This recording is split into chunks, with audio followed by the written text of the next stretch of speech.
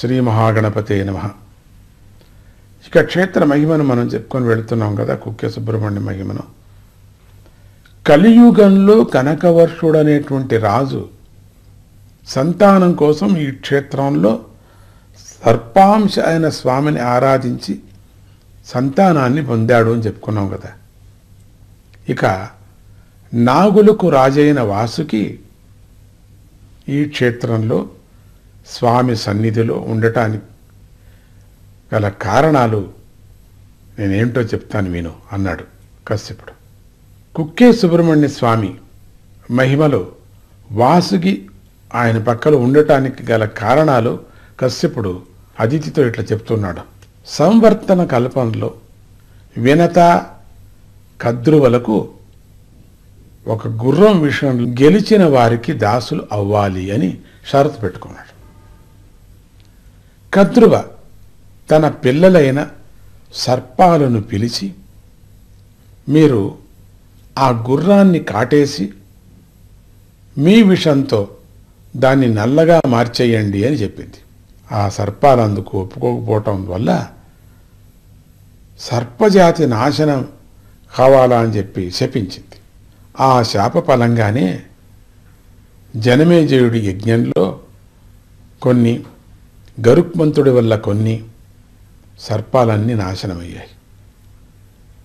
కొన్ని సర్పాలు భయంతో పుట్టల్లోనూ గుహల్లోనూ చెట్టు తొర్రల్లోనూ పాతాళంలోనూ తలదాచుకొని జీవించసాగాయి.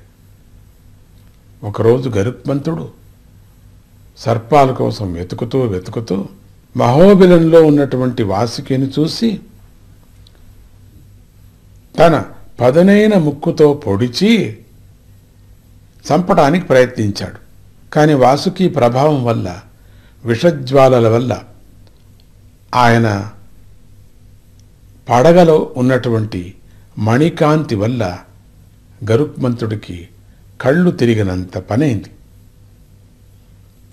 వాసుకి గరుక్మంతుడికి పోరాటం బాగా జరిగింది.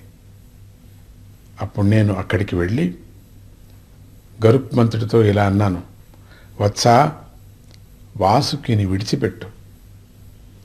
శివభక్తుడైనటువంటి వాసుకిని నువ్వు ఏమీ చేయలేవన్నాను. అప్పుడు గరుక్మంతుడు నాతో, స్వామి, నేను ఆకలి మీద ఉన్నాను, నాకు ఆహారం సర్పాలే కదా, నేనేం చేసేది అన్నాడు. అప్పుడు నేను, గరుడా, నువ్వు రమణక ద్వీపానికి వెళ్ళి అక్కడ ఉన్న దుష్ట సర్పాలను తిను.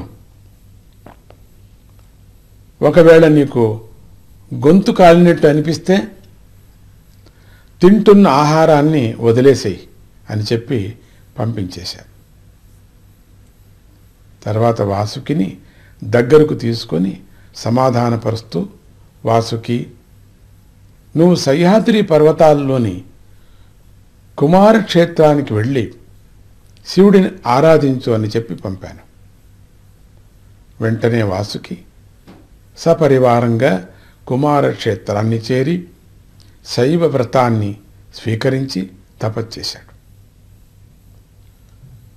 వాసుకి తపస్సుకు మెచ్చి శివుడు ప్రత్యక్షమై, ఓ వాసుకి, నువ్వు నన్ను ప్రసన్నం చేసుకోవటానికి ఇంత ఘోర తపస్సు చేయనవసరం లేదు, నేనెప్పుడూ నీ హృదయంలోనే ఉన్నాను.